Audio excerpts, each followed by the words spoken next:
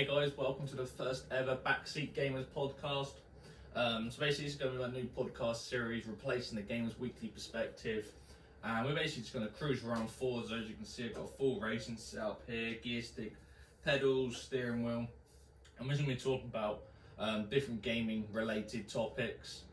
So for the first episode, I'm going to choose the Xbox Series X, which I was fortunate enough to get for Christmas. I'm going to talk about my first impressions of it and basically give it a bit of a comparison with the PS5 as well. So let's get on the road.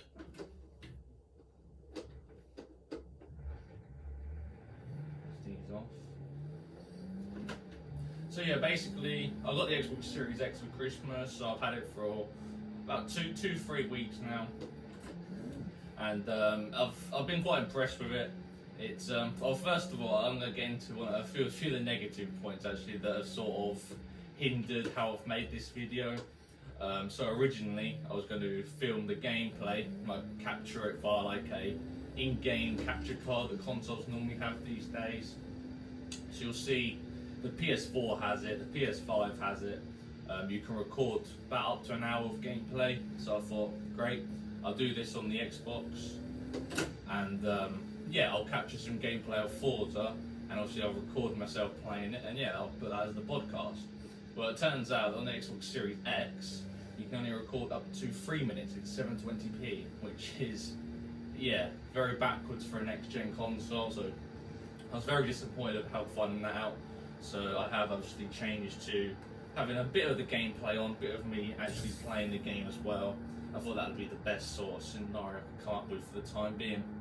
But yeah, apparently you can actually record more gameplay if you buy an external, I think it's like an external hard drive or something, so you have to get, I don't know, I mean the Xbox has 1 terabyte, so I don't really know where you're going to need any more than that, to be honest, to be able to record gameplay. You know, it's only going to take up like 1 gigabyte, or if that really, for the amount of capture I'm going to do.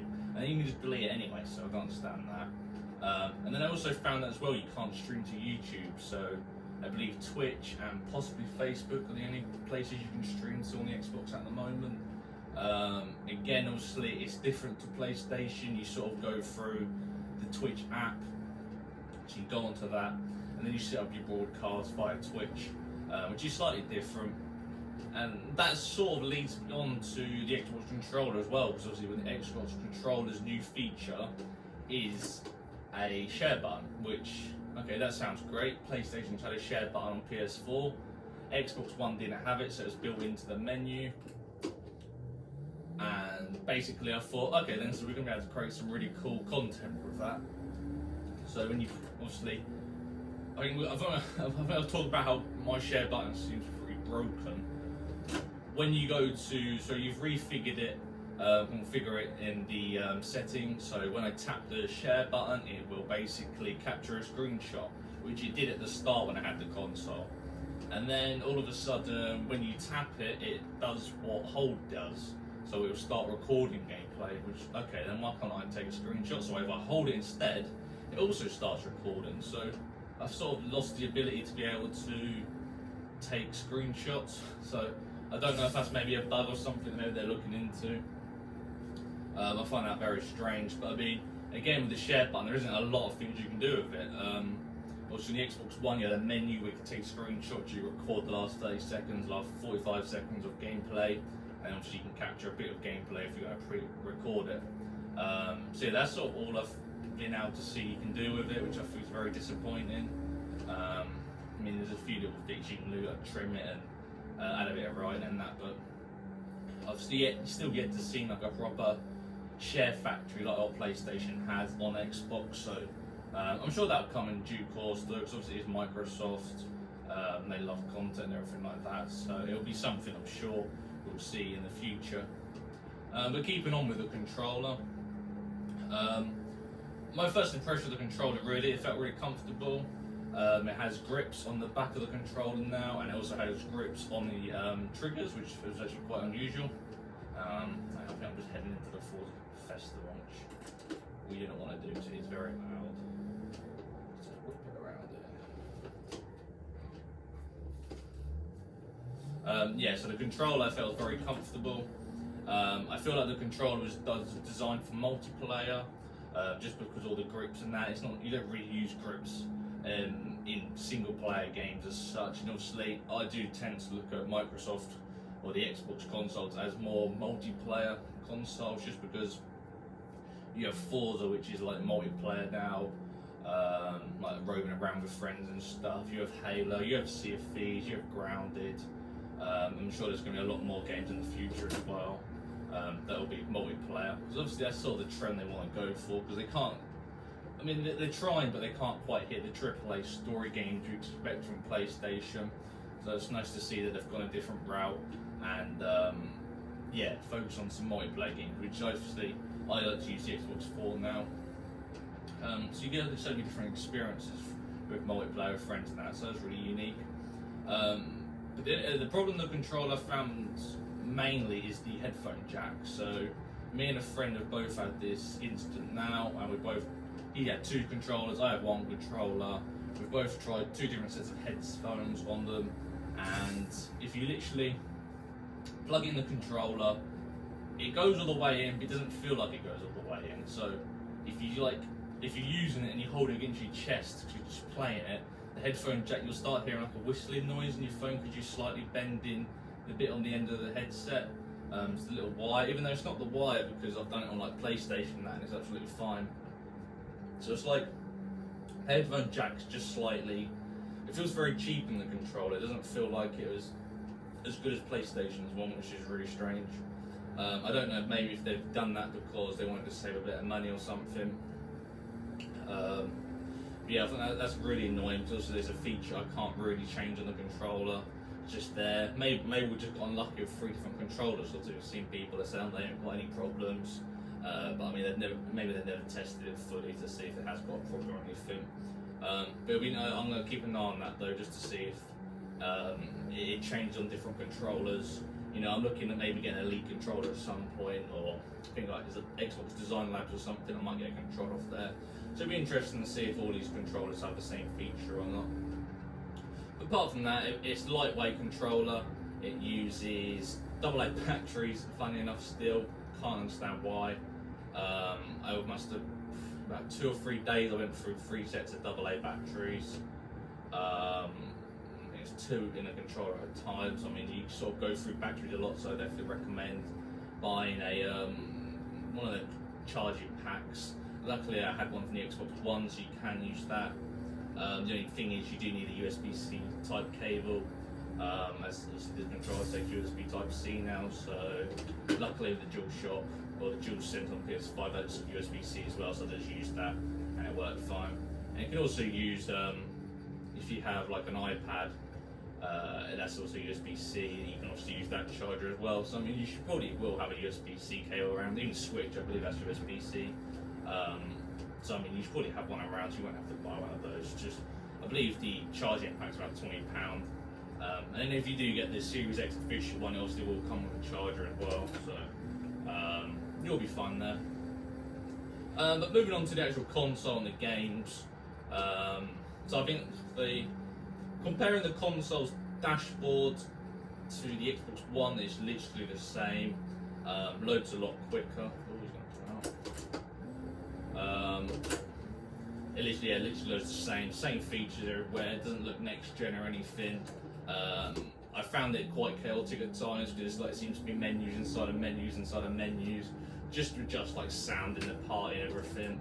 It wasn't the greatest experience trying to navigate that. But then it has a lot of features that the PlayStation 5 doesn't have. So it'll have like variable refresh rate and stuff, which is obviously great for like your first-person shooters or any first-person game in that category. It also has like, so you can choose your sound options. So you have like the Microsoft sound, it has Dolby Atmos, it has DTS, and these options also have apps within the console as well, so you can download these apps. You have a free trial, then you have to pay about £11 I think, and you get like a full custom like I don't know, you can sort of just change all the sounds and everything, sort of customise it to the way you want to hear it basically, which I think is really cool, really unique. I like the accessibility that Xbox offers with that, because moving on in from that, you can actually download apps where you can get like custom sort of private servers in games like Ark. You can get different party apps like Discord, but not Discord. Obviously, I'm yet to try those. You do have to pay for those, obviously, which you probably will get a more premium experience. We've noticed the audio and chat is not as good as on PlayStation as well, which is, I find quite strange, since it was Xbox that originally started the whole party system between the two consoles, and I always used to believe it had really good party quality. Obviously, it probably does differ with connection. So yeah, I can't really compare that with everyone. Maybe it's fine with some people. And then yeah, just moving on to the game side of it, really. Game Pass, obviously I got Game Pass on day one, because every game that I want to play, because I sort of just tend to play the Xbox exclusives on Xbox One, and the odd game that'll be running at 120 FPS that doesn't run on 120 FPS on PS5, which is another feature that Xbox does as well. So basically, if you play a backwards compatible game, so let's take Warzone and Rocket League, if there were 120 uncapped on the Xbox One X, you'll hit 120 FPS or nearabouts on the Series X, whereas it wouldn't on the One X. But on PlayStation, if you're playing Warzone, Rocket League at 60 FPS, it will be 60 FPS on PS5, because basically the devs have to go into the game and like tweak it and so basically make a next gen upgrade of the game. And basically they haven't done that yet, so I thought, okay, I'll rather play these games at 120 FPS, because they also have cross progression, cross save, everything like that. So I just carry over my stuff from PlayStation. Same goes for Destiny, even though Destiny does run on PS5 exactly the same. But Game Pass did offer like the Beyond Light new expansions. I thought, okay, cross saves and cross progression is obviously perfect, so I can just transfer onto Xbox and actually just carry on from there and get the DLC. Not for free, because obviously you pay Game Pass monthly, but obviously it feels sort of free because you're getting all the other games extra. So yeah, I've downloaded games like Sea of Thieves.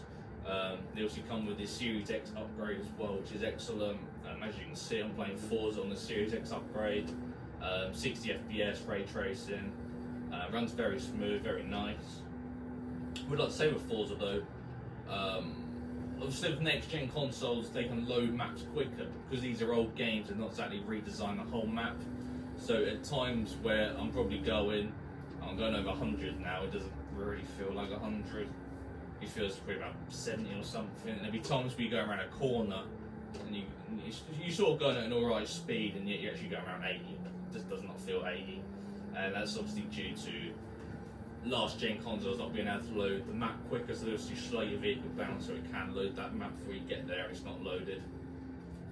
Quite a clever way actually, especially if you didn't know how that actually works.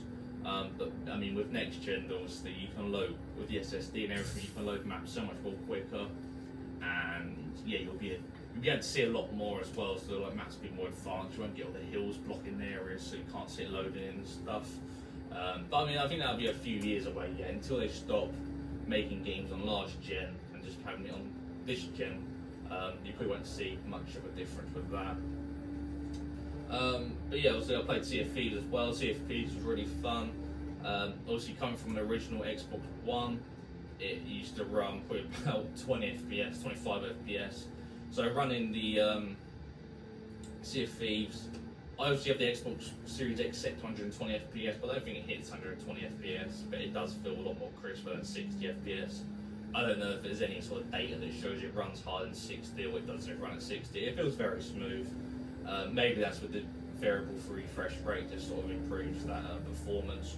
But that feels great. The game looks visually beautiful, just stunning colours and everything. So we've enjoyed our time in that. But I mean, there is actually no next gen Xbox sort of games yet, so I can't really give an impression of the console, sort of how it runs with just a game that's only on Xbox. I think you got like the Medium coming out and that, but I believe that could be on. I believe that's on Xbox One as well, just on Game Pass. Could be wrong there. It was on PC. But I look forward to trying that, because that feels like the next sort of game that's next gen, there's like the newest one now. Obviously Halo Infinite would have been that. But I mean, all these games, all of these games you can play on Xbox, any Xbox console, 'cause that's sort of how they wanted it on Game Pass. So I mean, you're not going to be struggling if you can't get a new console.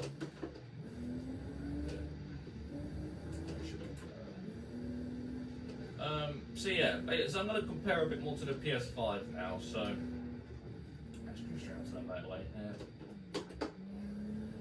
So yeah, so comparing to the PS5, even though the Xbox Series X is more powerful on paper, I have noticed that like the menus won't feel as smooth as they do on PS5.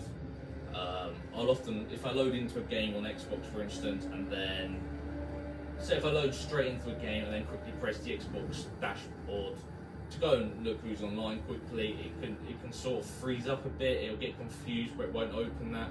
And if you press it a few times, it'll all of a sudden sort of open the feature if you're going to hold the Xbox button, basically. So it'll say, oh, do you want to turn off your controller, cancel, or turn off the console. So there's instances like that where it sort of does freeze up a bit. It can't quite cope with trying to load the game and do that. But I mean, it's not a major thing, and I think that's something that could quite easily just updated. Performance sort of update and stuff, so I mean, that's not really concerning as the console is very quick. And then quick resume is another nice feature that PlayStation 5 doesn't have, and that's meaning you can have 5 games open at once. Something I need to get in the habit of doing, because I still close games down. I feel like it's going to affect another game even though it doesn't. But it is worth noting that all games do not feature it at the moment, that mode. So Forza does. So Forza's nice. It'll just spawn you back in the open world, and then you'll reconnect to like an online server in due course automatically. That works really well. But I mean, you'll have games like Warzone, for instance. I accidentally clicked onto another game where I had quick resume open. I went back onto Warzone, and it obviously kicked me out of the lobby and everything that I was playing. So I mean, not every game supports it fully like that. More assessed the multiplayer games that are in servers that can't obviously go into a single player mode, should we say. But I mean, quick resume is fantastic, especially if you want to hop between single player games and multiplayer games.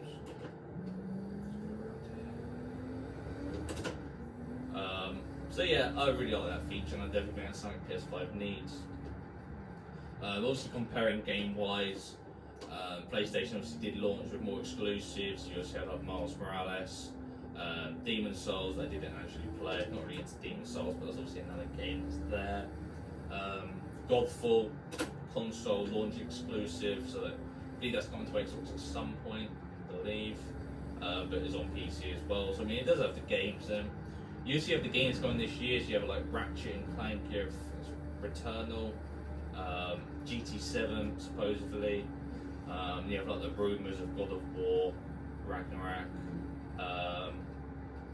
Also we have Horizon, Forbidden West. We have loads of games like that, so it'd be interesting to see what Xbox can compete with. They say it's going to be a big year this year. It's basically they're going to be their main year of the console launch, sort of like, because they didn't have a massive launch with games, but this would be the year where you're going to start seeing games. So I mean, I'm expecting to see things like Halo Infinite, hopefully in like the November sort of period, holiday season, should we call it. I know Microsoft Flight Sim is coming in the summer, which I'm really looking forward to, so it'll be really interesting to see how that runs. It looks fantastic on PC, so it'll be interesting to see if it looks like that on here. And yeah, that's sort of all the games I can think of off the top of my head that's coming. Obviously, but they bought Bethesda now, so I don't know if Bethesda have got any certain titles. Obviously, I know there's a few launching on PlayStation, so you got like Deathloop and Tokyo Wire, something I believe it's called. So they'll be like yearly exclusive for a year on PlayStation. And then they'll be all over on Xbox as well, and they'll obviously be in Game Pass, because obviously they're Bethesda, so they can chuck all their games in Game Pass. I don't think we're going to see any games from Obsidian this year. They obviously did announce their sort of medieval-looking Skyrim type game. They are Grounded, that still seems to be in early access, sort of beta at the moment. Wasn't a fan of that game though, but it'll be interesting to see what they can do with it. It's got good. It's different. It's a different sort of game where you sort of these little people like the size of ants, and you're wandering around a survival game in the back garden. But it's not like it's not exciting. There's nothing really to go look at. The big house in the background where you live's all blurred out, and that it's not really for me. But I mean, it could be for someone. And again, it's free if you have a Game Pass, so you might as well just try it out. I think it's a small download as well. But yeah, they've got a lot of games that are coming in due course this year or not. Obviously with COVID, I don't know if games are going to get like delayed or anything, so it's sort of one of those guessing games really. Will things hit deadlines or things not? Halo's still another game that obviously I think it's going to come this year, but it's obviously it quite easily get pushed back even more. I think one of the big directors or something left not so long ago, which is quite strange, to leave on a project that's supposedly nearly finished. So I think we just have to see what happens with that. Obviously E3, Microsoft likes to do a big event, so I'm sure there'll be lots of things coming in there. So yeah, I've been overly impressed with my Xbox. I've definitely played it a lot more than I thought I was going to play it. Obviously the steering wheel setup, everything is compatible with the Series X, even if it might just say Xbox One on the console. So if you're ever interested in buying that, it's very compatible with games like Forza. I've also played Forza Motorsport 7, so it's definitely Forza Motorsport 7 is more of a simulation style racer, where this is more like an arcade racer, open world, so you will feel the benefits more on the Forza Motorsport games, but I just don't find they're as interesting as racing around in like an open world. Let's go around here again. So yeah, I really enjoyed using the steering wheel on that. It's definitely enhanced the experience a great deal. You should be able to hear it. So if you do change gear like this, you will hear like a slower gear change than if you would without putting the clutch down. So that's sort of how the clutch works. It doesn't exactly, you can't exactly stall the car. It's just got a lot slower gear change. Which is cool though, because obviously learning to drive in that, it's quite cool to be able to just practice changing gear and just getting roughly used to where it is. I think that's been really beneficial, having this whole setup. Racing, I find it's not very easy when you're trying to race, because if you do spin out, it's quite hard to recover with the steering wheel. I mean, there's loads of settings to go through, which are quite complicated. Loads of settings that you can change, or like the stiffness of like the steering wheel and everything like that. And I mean, you can even update the steering wheel if you go to like the website, or Logitech's website and everything like that. But I've not really bothered doing that. I just get out of the box and just start playing with it really. Quick. There you go. So that's a good example. You can't really control it. The car sort of just, you just got to let it do its thing. But it's great that the steering wheel's got force feedback and that, so you can see it sort of turns around. If we go, just got to throw it slightly. You can sort of see it moves around, does a lot of vibration and stuff, which is really cool. I really didn't expect that the Forza would have that sort of compatibility in the game, so you can sort of see it forcing around like that. So yeah, I think that's really cool. I don't know if there's any beneficials of playing on the Series X or doing this controller on the Xbox One. I don't think so. But yeah, that was just another thing that I've really enjoyed using on the Xbox that I can't do on PlayStation. Which I'd like to see Gran Turismo in open world form. I mean, Gran Turismo looks stunning. The cars always look great. They do normally have a ton of cars, so it would be really interesting to see what they could do in open world sort of environment. It's obviously Japan. I think it's made in Japan. Yeah, I'm pretty sure it's sort of around there. Polygon. Could be wrong though. But yeah, imagine that in open world up in Tokyo or something. I think that'd be really, really cool actually. Obviously, we've got another Forza game on the way as well. I think that's Motorsport, Forza Motorsport 8, I believe we're at now. There's obviously rumours that Forza Horizon 5 will somehow come out before. I'm not sure if they can announce a game and then bring another game in the series out beforehand. Very unlikely, I think. I know Playground Games, who make Forza, are actually making Fable, so I thought that was a very strange thing for them to do. Going from racing game to an RPG game. Interesting. Yeah, again, Fable, another game that's coming eventually. There's obviously a fan favourite on the Xbox. Didn't quite enjoy the other games, I guess because they were quite old when I sort of played them, so they didn't exactly wow me in any way. But I like the RPG genre and that, so it'd be cool just to see a full next gen RPG exclusive to a console. Ooh, coming up. So I think I've pretty much covered most of the Xbox features now, the main sort of features. Someone compare any more to the PS5? Controller maybe. Using the PlayStation controller now since launch, was that November 19th? I've definitely...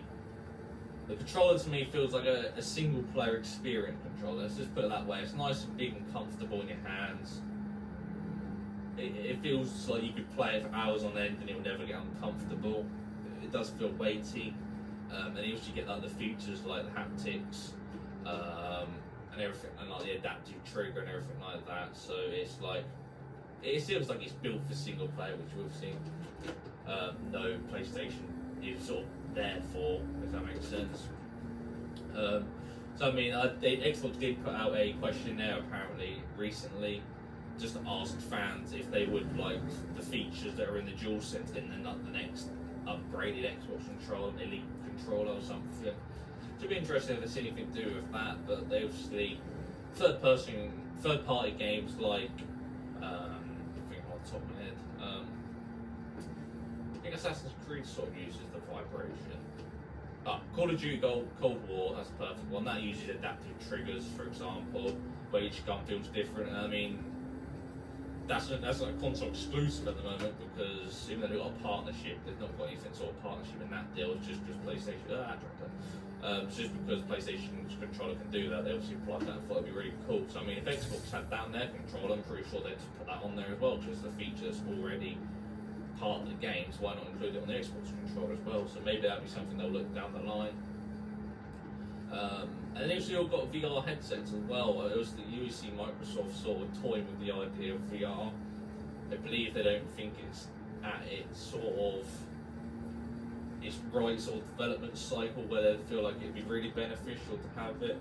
I mean, that's obviously a tech that's going to just keep on getting better and better. With more made, obviously all companies when they make one, they always want to try improve on previous models that are already out. So that tech's always sort of developing. It's basically just like going from the PS1 to PS5. Look how long it has to take, but how long the tech's advanced. And I feel like that's how it's going to go with VR. You just got to give it time, and it'll eventually get to where it needs to be. Even though it's in a really good state at the moment. You have Hitman Vr coming out on January the 20th. So if you did want to buy Hitman 3 on the PlayStation, you would get Hitman 1, 2 and 3 in VR. The colour of online players drifted out. So yeah, you would get that Hitman collection in VR, which is really cool. But apparently on PS5 you need to get some special wire or adapter or something to be able to use it on the PS5, so you still would have to use it on the PS4. It was a little bit muddled really, because obviously they say, oh, PS5 will improve PlayStation VR because of the font of the console, blah blah blah, but they've never actually said how it's going to improve the performance. Is it going to visually change it? Because obviously the headset's already got a certain like resolution and everything, so will it improve that? Will it improve performance? It's all a bit muddled. I think they need to do some sort of... I don't think they're really going to touch it much until they do the next PSVR 2. Probably about 2 or 3 years time, I reckon. They'll obviously get PS5. Obviously you can't get a PS5 still at the moment, so they need to focus on that for the next few years. Get the PSVR 2 out, and then obviously they'll probably work towards a PS5 Pro or something. They want to sort of feature the next gen, sort of midway life cycle features I have. I guess they'll just sort of improve on what happened with this gen problems and everything. Maybe they'll try to improve ray tracing at 60 FPS or something, I'm not too sure. Let's go right here. Too much. But that's another thing actually, how the console performs, so like temperature and that. I've actually noticed Xbox does get a lot hotter than the PlayStation.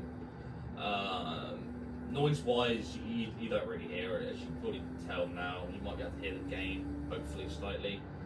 You can't hear the Xbox, I can't hear the Xbox, lovely and quiet. Something you want for your home entertainment, especially coming off a PS4 Pro as well, that was very loud, it's just horrendous.